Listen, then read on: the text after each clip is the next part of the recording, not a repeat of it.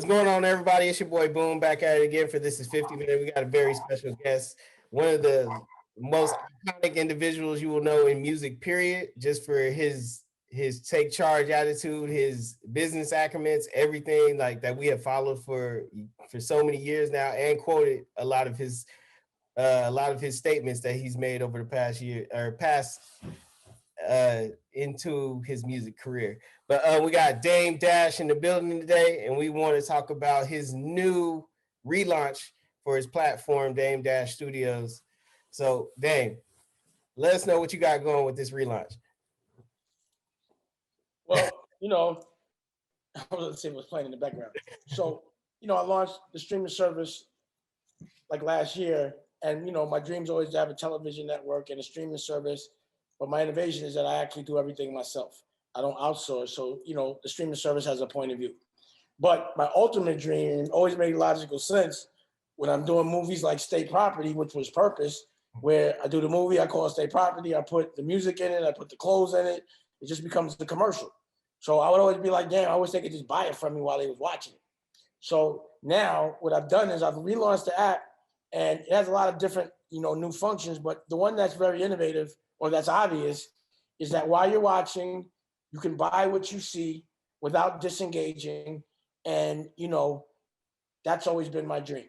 And that's what that is really, So you could go and you watch the TV network playing with commercials 24 hours before the paywall, because there's also a television network, which is DTV. But then you go, to the on-demand, and, once you're there, you might not want to leave. It's an experience. For sure. And then that being an experience, man, and then just doing the relaunch. I want to ask you, what other outside entities have come to you to be like, we want to be involved with Dame Dash, as far as whether it's sports, whether it's everybody comes through, here or there, but I have a different approach on things. So the way I've been working and the people I've been identifying new are the people I think will do right with their celebrity. So for example, what I got on right now, this is called The Commission. It's a crew that I put together, Bishop Purnell, Dr. Chris, OSG Network, Dennis McKeezy, which is 90 Black Principals. Dr. Chris runs the hospital. She's on CNN every day. Yeah. We deal with two therapists, Taj and Melanie, because we deal with unrecognized trauma. Senator Eddie Milton and Congressman Andre Carson. So we deal with politics, so we're not just talking about it. You can't really do shit unless you're changing laws, not legal. And every law that was passed by somebody that has slave or had a slave should not be a law. So a lot of laws need to change, because those laws didn't behoove people that, weren't free. They were trying to keep people slaves without them even knowing. Same with the education. That curriculum needs to be updated. They don't talk our language. Same thing with therapy. Black people don't go to therapy. So when they study therapy, they're studying a whole different culture. So when you finally do get it, you're getting the wrong therapy. So instead of complaining about all that shit, I'm the type of guy that wants to do something. So my thing and my job is to make all those people that are fighting for others before themselves for free, for love, they should be the ones that we should celebrate. And that's who I'm celebrating, those that help others. And that's what I've been doing lately. There's some other things happening. I don't know if I'm at liberty to talk about them. That's the thing when you have partners, you can't tell them, I don't mind talking my business, but I never know what my partners want to talk about. So I have to always be respectful of that. The problem with me, and it's not a problem for me, it's a problem for everybody else, is I don't give a fuck. Nothing really bothers me. You know what I'm saying? For sure. Now I want to talk about this unchecked therapy that you've mentioned a lot, like in recent times. When did you realize that you had unchecked therapy, and when did you start doing the whole therapy and whatnot? Since I was a kid, I was the bad kid in school, so they was always trying to get me therapy, but I wouldn't talk to nobody. Say you was the smart kid in school. You was the smart kid, not the bad one. That's why I was the baddest kid in school. I was born. You know what I'm saying? So, I was quick-minded, but I was like, I wasn't the nerdy type, not to say that's a bad thing, but I just always been on some other shit. but I always was in the principal's office and they was trying to get me therapy. And, you know, I think when Aaliyah died, that's when I really made sure that I had to keep my brain intact. I wanted to make sure I was doing things right because it was a lot. So I went to 3 therapists, you know, in like 2 days, and they were like, "You good?" And I knew I was good. You know, I understood that.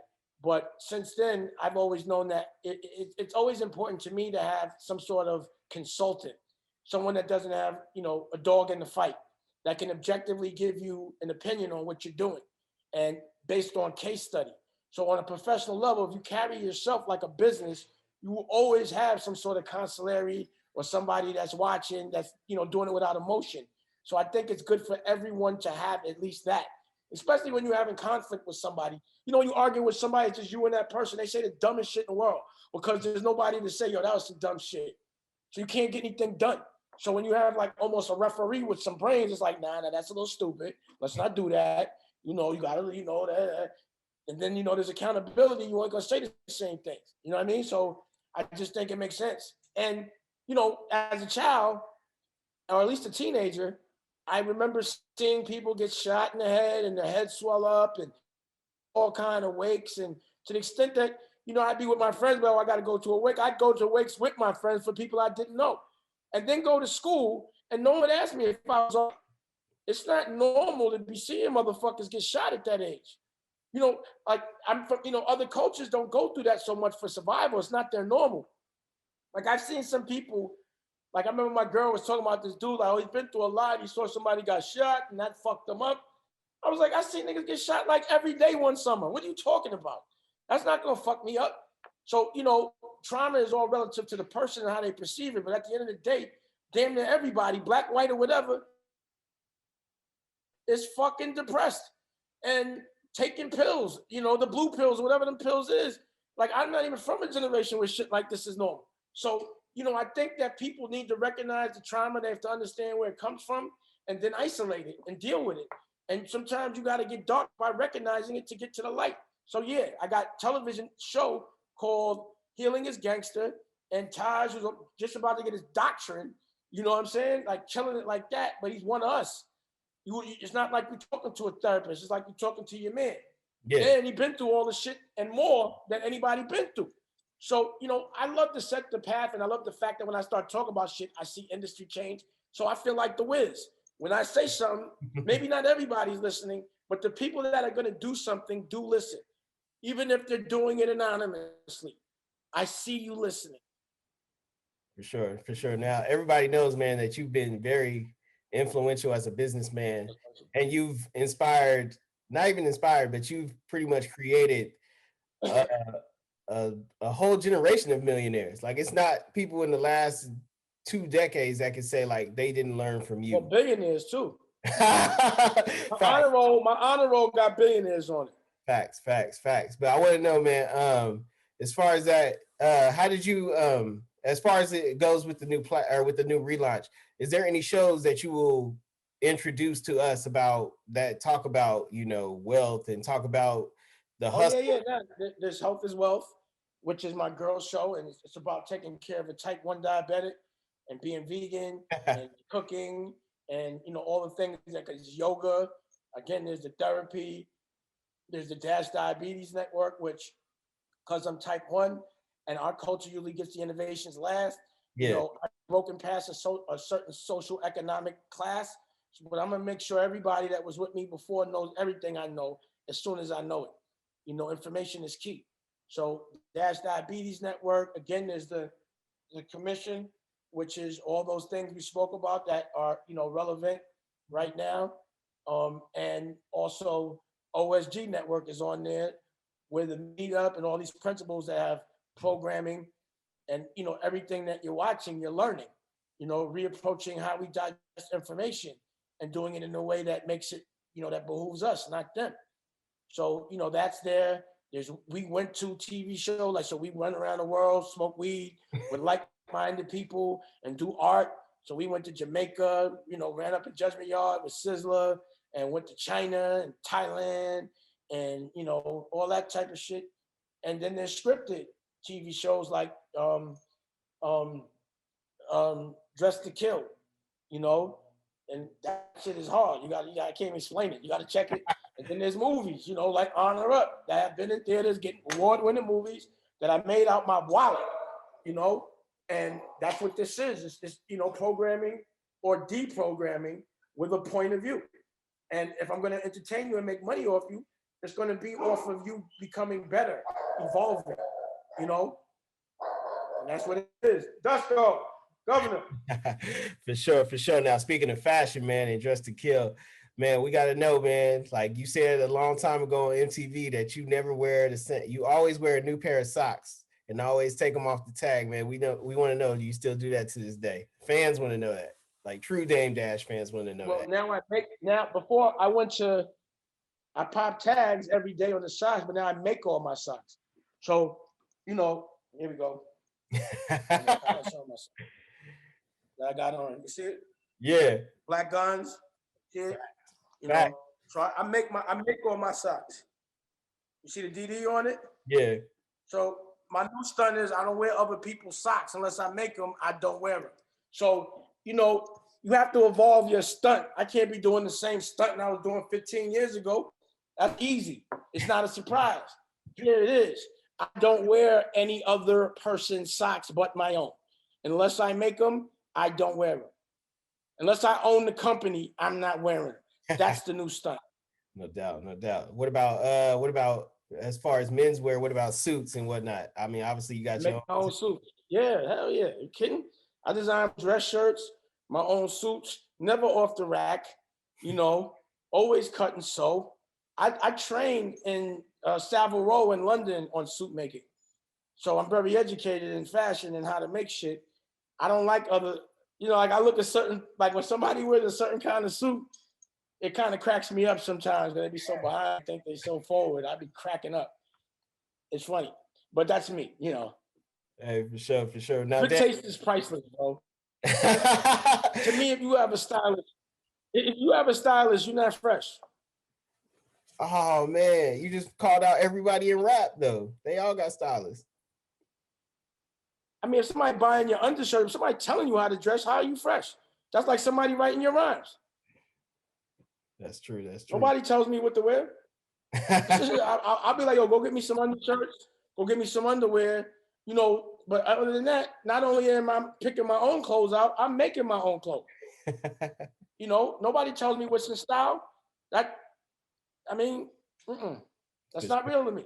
For sure, man. Now, Dame, I want to ask you. I mean, I know you probably haven't been asked this at all, but man, you are not only an icon, but you are a musician, a director, a producer, even. But man, we got to ask you: have you ever thought about doing comedy? Have you ever thought about doing stand up? Because I know you are literally. I like cutting comedians up, you know. So bag, I do comedy movies. You could bag. I get busy. No, I I remember I did a comedy special with Smokey Suarez. What's his last name? Suarez. With Smokey Suarez, and you know, I discovered him the same time I discovered Kevin. You know what I mean? And you know, I was like, yo, it was all his comedians, and I'm like, if y'all not funny to me, y'all lose. So I did stand up, and I made everybody laugh. And if you wasn't funny to me, you're not a professional. Like, get out of here. So I done it. But it's nothing I would do for like, I think I would probably do like something where I would do a talk. And while I'm talking, some smart shit and some funny shit would be happening as well. You know what I mean? It's that kind of thing. You know? No doubt. Like on some, my man, I used to fuck with the poet that gets drunk. They used to get drunk and, what's his name? I forgot his name. I did a whole movie emulating him. Yeah, and he was like, he's a funny, you know, but he used to get drunk and just do speeches. That's what I forgot.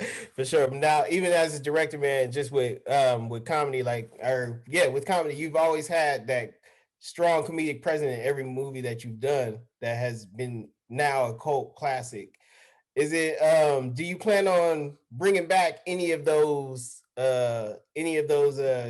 films as far as like bringing it back to your network, being that you created them, you mean like sequels and well, not just sequels, as far as sequels to, like, will we ever get a Paper Soldiers 2? I guess I would say maybe like a Paper Soldiers the Next Generation. or something? Oh yeah. I mean, the thing about me is I will do that, but I'm doing so many things at one time that it's hard to revisit shit, and I just want to do the new shit that inspires me. Like I'm the type of dude that don't go to the club every fucking day or every week for more than 3 weeks. I'm done with it. You know what I'm saying? I get bored, and that's how I am with industries. I like to conquer an industry, do it, break it down, do it my way, and then move on to another one. So like if you notice, it was music first, but I did it my way. Fashion, I did it my way. Movies, I did it my way. I still haven't made the bread I want in movies. And then I was television network. All right, so next question, man. Next question. I want to ask you as far as you always preach about black ownership, and it's obviously a lot of things in the news with a lot of other major figures, doing corporate deals with large corporations. So I want to ask you, what are your thoughts on black owners, selling off their entities for um Right more back. profit? Hey, I don't do too much of thinking about other people's business unless I'm gonna learn from it. But there's a path, like there's a goal that everybody wants to get to, right? They want to be rich or their version of wealthy. But there's a different path to get there for everybody. Not every path is for everybody. And you have to find your path to get to your dream. Now, certain people might go a different path to get to their dream. It don't mean I'm going that path. And my path might take a little longer, but in my mind, I just want to keep my nuts. I don't want to get to a dream and not have my balls. Then I'm not gonna have a dream. It's gonna be a nightmare. But again, it ain't no disrespect to what anybody else is doing. You know what I'm saying? But for me, I'm a guy that sells companies and shit. I've sold companies, and like, so if I'm losing $20 million a year for 10 years and I sell a company for 200 million, all I did was pay off the debt. You know what I'm saying? I've had to do that. You know what I'm saying? So I never know what the fuck is going on with anybody's sales. I don't even care. You know what I'm saying? No doubt, no doubt. Now, one thing, Like you never know what that shit is. Like business is smoke and mirrors a lot. It is. That's the thing about business and the street. It's two different principles and morals. And I think it's a problem. If I want to be in traditional business, I have to drop all my street morals, and I just can't do it. It's the what do you call that? Uh, that shit that we can't. I just forgot the name of it. But Politically correct. nah, not politically correct. It's the effect of going to war. What's that shit called? I just forgot. But anyway, it's just I still sit. I still got to sit looking at the door. PTSD. That PST. PST. You know what I'm saying? It's that thing. It's just I can't kick with my survival skills. And the only reason why I survived my extreme circumstance is because of my honor, my loyalty to the people that protect me. And I can't turn my back on the people that protected me. I just can't. And that's my culture. My culture has protected me. So I will never do that. I don't care what the bag is. I would have to give up a ball or something, pause, or a piece of my heart. I can't. The only thing that matters to me as far as like who's looking at me and the way people view me, all I care about is how I view me. So I don't care if I look like a champ to people, but I'm a loser in the shower. I'ma still feel that loser. I don't care what people think. That's not my W. You know what I'm saying? Perception doesn't mean so much to me. The thing that I learned really young, really, really young, and it's made my life easy. It's way easier not to give a fuck what people think. It takes too much time and energy to be worried about what people think. Other people's energy is not stronger than mine. So I would never let or be worried about weaker energy. You understand what I'm saying? Because then that would dim my light. It just never made sense to me. So I just have that, I don't give a fuck idiot repellent, where it don't matter what people saying. I can't even hear them. I'm in the hills. for sure, man. Now, man, Kanye just did a serious business move with Gap, and we want, like you said you only look at stuff that you only pay attention to the stuff that inspires you. So I wanted to ask you, a $6.6 billion deal, did that inspire you in any kind of way? Being that Kanye is your pretty much one of your proteges, and to see him come as far as he came now, and you guys still be as tight as you guys are. Yeah, that was part of the plan. That's just seeing the plan realize itself. One thing I'm disappointed in is that I wanted everyone at Roc-A-Fella had the ability to be a billionaire. You know, so I'd be like, damn, I love that it's him, but I wish that it was more Roc-A-Fellas there. And I will still try to help the people that I made that commitment to that are still kind of like loyal to that creed, that cloth that I'm cut from. So if you was with Roc-A-Fella and you really did it right, and you was like, it's like if somebody you hustle with, if everybody else snitched, whoever didn't, that's who I'm fucking with. So whoever played the game right, I'm gonna still make sure they get money. Trust me. For sure, for sure. Now, one thing that probably the media got a big misconception behind was when you announced the relaunch, people said that the whole concept for your streaming service came from an idea of you and Kanye doing a magazine. So I just want you to, set the record straight on that to make Why, sure, why did they Why did they say that? because Kanye's name was attached to it, most No, it likely. wasn't. Nobody knows nothing about no magazine. Where did that come from? It's in the news clip. It's a news clip. What news clip? It's on from, I think it's from Teen Vogue or something like that. Now, From what happened was I was kicking it with Kanye, and I make a magazine, so I had my crew just put together something, you know what I'm saying? But we were talking about it, but that's it. But that wasn't the premise of the relaunch. You know what I'm saying? Like again, I'm not at liberty to talk about Kanye's business at all. yeah, So the people that that I'm still cool with, you know, it's a tricky thing for me to even speak about our interaction facts, facts, facts. Now, out of respect for him. You know what I mean? facts. Now, a lot of people have mentioned going to. Oh, actually, it was WWD that said it. So it was that man. I had showed them a magazine. I'm like, I got a magazine. This one you might never see. You know what I'm saying? But I didn't really, you know what I mean? It's like that kind of thing. Facts, facts. They just certain things are like clickbait, I guess. No doubt, no doubt. Man, I want to ask you I mean, congratulations on you and your beautiful queen welcoming a newborn and you getting engaged at the same That's time. why I'm outside smoking now. Man, just and you guys getting engaged. That's a beautiful thing, man. What do you plan as far as having a newborn, man? How does this come into play with the whole streaming network as far as education goes? Because I know you see your newborn now and you like, man, now I want to build some stuff that Well, I relates. think what I do is when I'm inspired, I create an environment. Like one of the reasons why I left rap completely was because I had two daughters. So I couldn't have an office that my daughters couldn't come to. Too many traumatized, insecure, tough motherfuckers around.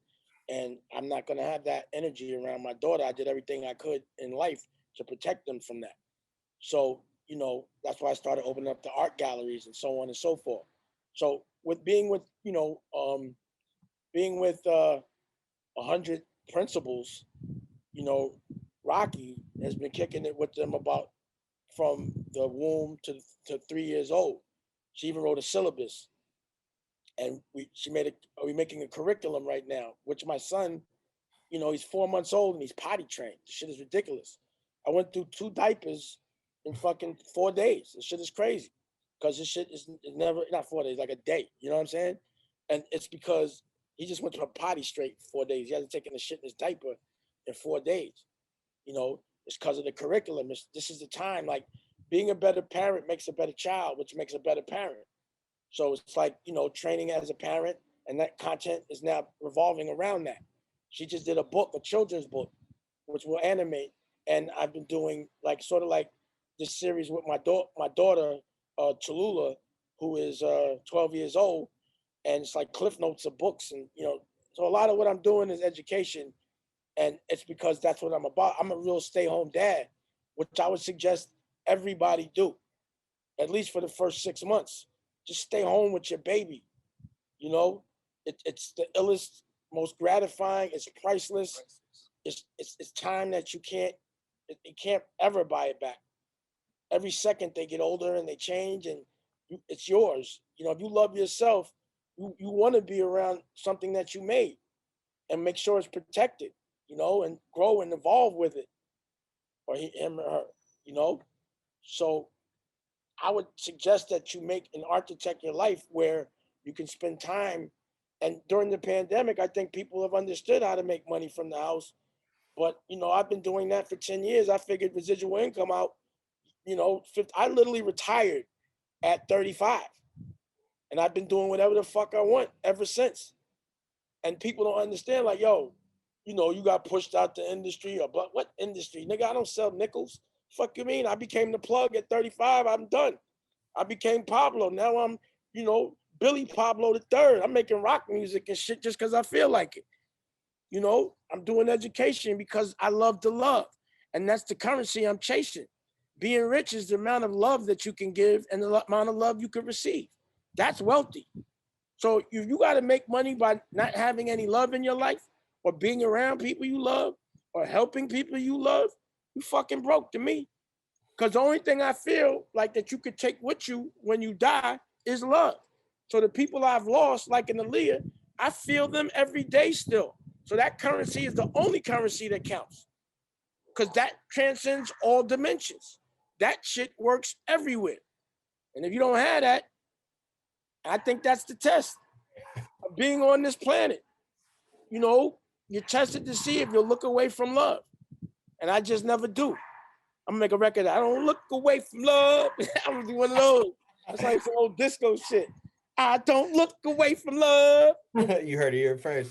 So I want to ask you, man, as far as being not being as involved in music like you used to, but being involved as a creator, man, like how liberating has it been for you making music without having any worries? I mean, I love it. You know, Again, I to do the projects I want and not do it for money, just to do it because I'm inspired. And I just like having catalog. I can tell you right now, a lot of what I was doing for years, people thought it was just vanity, but it was because I was just capturing art. And I think this is a great time. All real artists will have an opportunity to get rich right now, you know? And I think people are finding very creative ways to do so. The world is evolving at a funny pace. And if you know how to adjust now, in the future, you'll be all right. But, I think right now is when people should really be paying attention to the innovative ways people are making money, or else you're going to be having another boss instead of being one. For sure, for sure. Now, as far as going back to the streaming platform, man, you've made so many movies that you've wanted to make, but is there a movie genre that you haven't tapped into yet that you can't wait to get into? Yeah, I'm doing a zombie movie. Um, I'm shooting this one movie in May, and that should be a pretty big deal. And again, I'm not at liberty to make those announcements in this moment. But then after that, I'm doing a zombie movie right after that. So, like, the last couple of years, I've been really practicing on being able to make movies myself as a director, but also as a producer, and figuring out that path that's comfortable for me to get where I want to go. And I think I figured it out. For sure. Now, what's the longest it's taken you to do a script? To write a script, Yeah. paid in full. There's scripts that took me years to do. That's why I stopped doing it. Like, I'd have deals with like Robert De Niro, and we'd be doing something with Universal, and we spend 2 years doing the fucking paperwork, another 2, 3 years developing the script, and then they put the shit in turnaround. Like, and that's why I stopped that process. I just don't like waiting. I like moving when I'm inspired. So anytime I'm dealing with like a major and they're telling you what they want and their agendas because they're paying for it, that's the lengthiest amount of time it's going to take.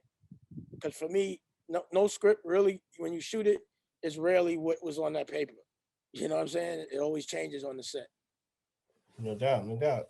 And then it's being a great director like yourself, and just seeing like the movement that is going on in cinema for Black culture right now with movies like Judas and the Black Messiah and One Night in Miami, and just what has there been any inspiration behind for to you behind these types of films that are being made? Black Panther, like for even once, I remember Lena Waithe saying that Black Panther was an amazing movie, but it wasn't made by a black studio. It was made by didn't so I mean, you always have to find the light in the dark, and the light there is it gives an example of what we can do and how much our culture affects pop culture. So we should not be afraid to go out and make our superhero movies ourselves and venture into those things. You know what I'm saying? So, the reason why the Black Panther was made by another culture was because our culture hasn't made a Black Panther. So it's on us to go and do it. So we can't keep getting mad at them for fucking take advantage of us. We got to keep fucking getting mad at us for letting them take advantage of us for that short bag. But Black Panther was a great example of the power that we have as a culture. And it put, some good actors on celebrity wise, you know, and hopefully they can leverage their celebrity and bring direction to the things that are meaningful to the culture, you know? Can we see you ever collab with another black director that is out here Yeah, in the yeah, yeah.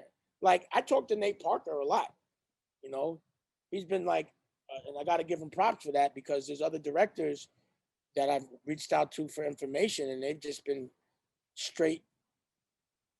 They just haven't been friendly culture wise. Like they don't share information, but Nate shares information. Nate doesn't want me to look bad and he doesn't look at me as competition. And I don't look at him as that. I look at us as, no, let's join together and become the new Hollywood. We can't get mad at their Hollywood. We just got to make our own. There's always been myths of a black Hollywood or a black Rat Pack or a black Breakfast Club, pretty much as far as cinema goes. And to you, what is something that we need to do? Why is it not happening? What can we do to make it happen? Pretty much. I could tell you stories of me trying to bring the most powerful people in Hollywood together and the most powerful person just fucking it up. You know, it's just for some reason we just want to hide the plug. We don't want to work together. It's the testosterone, but I think it's just that pattern that's implemented that they program us to fight each other instead of fighting our oppressor. So I just think we have to kick that pattern. We've been hypnotized. You have to understand that people hundreds and thousands of years ago, really intelligent people really sat around on how to control other cultures for hundreds of years. They really took the time to figure out how to keep people fighting and how to make sure that, you stay safe as the plug, but everyone else works for you, keeping 99% in the 99% through education and laws. Those things don't happen on a humble. So we have to be just as strategic about architecting our future. But when we're always in survival mode, it's kind of hard to play chess when you're focusing on checkers. Because checkers right now is eating and trying to feed your family and getting all that credit off you and being scared of the cops and everything else that comes with, you know, being black and being first generation money and not Yeah. having credit off top No, and not having any sort of, nepotism passed your way like other cultures do. So, why is the black culture the only ones that haven't been educated on generational wealth until just recently even? because I was just the only person that was talking about it so recently. You know, I don't know. But I do know me as a black man, I've been talking about it and I have the receipts to show it. You know what I'm saying? Everybody knows like it was a time when what I was talking was crazy. Like, what? You want to go against massa? We want to fit in. They just let us in the door. And then we gonna shut the door on you. We gonna look big to the culture, but in between behind closed doors, let's bend the knee. I just can't do it. But you good though. You are well off. You are doing what you want to do. You are preaching generational wealth to your family. So does it ever like when they do come at you with that, like, man, Dame don't be knowing what he's talking about, or Dame just a loose cannon, or Dame is just Dame, man, does it ever like turn you off to preaching that and just being like, well, I'm good, so y'all figure it out? Nah, I love it. Keep saying no so I could keep fighting you about it. I love to fight when I'm right. You know what I'm saying? And it's for a good fight. So nah, it just again, the thing about the truth is, and having dreams is it keeps you really happy. It really does. You know, I look at people I don't see too many people that look happy on Instagram or on the motherfucking pictures behind closed doors. Niggas is miserable, bro. You know what I'm saying? It's miserable. Facts. For sure, for sure. Now, one thing I want to ask you as far as the streaming platform, then for the kids, I want to ask you, what does Dame Dash streaming service offer for children's programming for the Remember parents? all the stuff I was talking about with the OSG and the education. You know, all that shit is happening. It's all there. You know, you're gonna see my content evolve. People are hip to my game. So now I gotta do it better. You know what I mean? Before nobody knew. Like I've been talking about streaming services, platforms, been opening up galleries and having collectives since 2009. You know, I'm the DNA of what this generation is doing right now. Right now. And again, I filmed it all. So it's undisputable. You know what I'm saying? So, you know, I'm inspired, man. I'm gonna just keep fighting for what I love and for my dreams. You know what I mean? I'm not gonna waver. And new things are happening. You know, the thing is, don't ever have a ceiling. You got to keep dreaming. Once one dream comes true, it's trying to dream bigger. And dreams don't cost $1, but if you can't visualize it, how does somebody else going to? If you don't believe in it, if you don't believe in you or your product, how do you think somebody else is going to believe in it? You know, if you're a drug dealer and your work is whack, nobody, no, if they don't get your people's high, they don't want it. You know, so my work got to evolve. It got to get better. You know, my kind of high is when people elevate and evolve. I'm gonna get people real high. You understand what I'm saying? For I'm a sure, different kind. I move a different kind of work right now.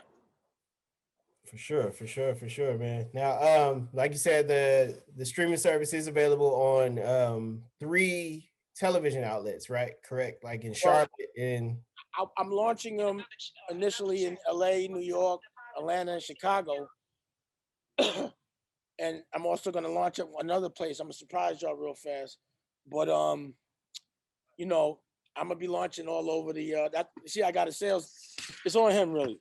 If he gets sales, if this guy doesn't get any sales, I'm not launching a fucking thing. You know what I'm saying? It facts. costs too much if I ain't got no sales. So I'm just waiting to get some ads and we rocking and rolling, you know. But again, that's my focus right now, you know. See, to be great, you got to make yourself uncomfortable. And you know, what I do makes other people uncomfortable. I invest all my money in my dreams. That makes other people uncomfortable. Doesn't mean I'm making myself uncomfortable. I'm comfortable with that. But what does make me uncomfortable is asking for bread. So having a sales team is the equivalent of I'm uncomfortable right now, you know, because I'm asking. I don't like asking. I like taking. You understand what I'm saying? Yes, But it's the only way I'm gonna be great. So I preach it. So I have to actually practice what I preach. You know, a lot of times people can see weaknesses in people because those are the weaknesses they have in themselves and they're unconscious of it. It's why it's relatable. It's why they can recognize it. So I always try to make sure that if I'm giving somebody some advice or I think they're doing something wrong, I'm not doing the very same thing I'm telling them not to do. no doubt. And then being that, I want to ask you as far as being a newly engaged.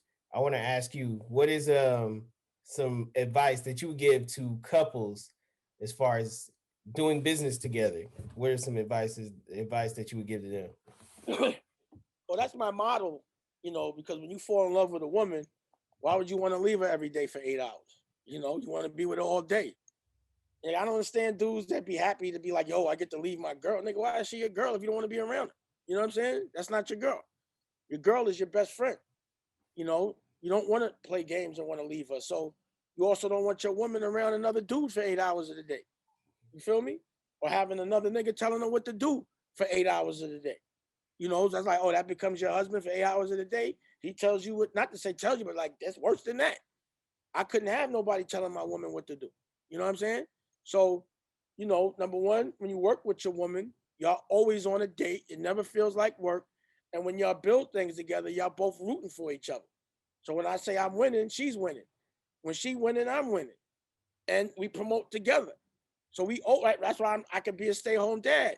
Because I got my woman is my partner. She's home with me, you know? And I don't want to be up under a dude all day. Who wants to be up? You know, that's not me. I don't want that. You know what I'm saying? It's just not my choice. You know what I'm saying? So it just makes sense to work with your woman. If you really want to be around your woman, every day, all day, then do something that she loves and make her fucking dreams come true. Because that's what I do. So whatever my women want, if my woman wants to be or have a book, we making a book. She wants to do an art gallery opening, we doing that. She want to be on a cover magazine, I'll make one. You be on it. Whatever your dream is, I'm catching it. I'm the dream catcher for my woman. And that's what a real man's supposed to be for their partner or someone they love. Their superhero. For sure. Or else another man gonna be their superhero. For sure, man. That's great. That's great advice to give, man. One last question, man. I want to ask you, as far as like, what is the ultimate goal to you for the streaming platform? I want to be big as Disney, big as Netflix, but without having to really have to, go public that way and raise money. I want to be doing that shit because I'm flipping. I like to flip. But at some point, I might have to make myself uncomfortable. I may raise some bread, but it better be a lot. It better be a model I don't understand right now. But for me, I'm most comfortable, making something tangible. Even with Roc-A-Fella or any business, I always make the line first, show the value in it, and have people stand online. You know what I mean? So it's just have it like that. I mean, I'm having so much fun. It just would be great for it to be profitable. I'm sick of spending money to have fun. I feel you. I feel you on that one. But man, damn, I just want to thank you just for not only just doing this interview, man, but thank you for being like a music mogul icon that so many of a generation has been influenced by and just tries to follow in your footsteps and follow your blueprint on a regular basis, man, to this day. And just being the incredible strong man that you are on a daily basis, man, and just showing us that what not giving a fuck and not taking no for an answer and just not taking no bullshit really gets you. So like you stood the test of time, battled the storms, and we appreciate you for just being somebody that we could look at for the when we deal with those same situations, man. Just well, like I said, Dame Dash Studios streaming platform is available now, correct? The relaunch. Absolutely. Yep, Yeah, you available get it now. at dame-.com, dame-studios.com. You should be able to get it. You can get it on Apple TV right now. You should be able to get it on Apple app any second. You can get it on Android. Any place really that Netflix is, Dame-Studios will be. But if you go to dame-studios.com, I ain't got to bust it down. So go there. You know what I'm saying? No You doubt. still have it on your phone. So good. Oh, You like got it? You ordered it? I got it a long time ago, honestly. No, you got to reorder it. You got to reorder the app. I got it. Yeah, but they'll reinstate it. You ordered it for the year? The Yeah, year's up. Come on, get the first week free and check it out so you can see the innovations. I got you. I And got you. while you there, go because look at something, press the shop button, and buy yourself a new hat. Facts. All right, man. I got you. All right, But bro. like I said, Dame Dash Studios. Make sure .com. Make sure you get on there and download the app and support great back businesses like Dame for sure. And thank you for just being everything you are, man. Just we appreciate it. Make another Paper Soldiers 2 and give us another state property movie. Yeah, tell Kev to come around. Stop acting funny. Oh, for sure, man. Well, this is 50, and we boom, and we out of here. Peace.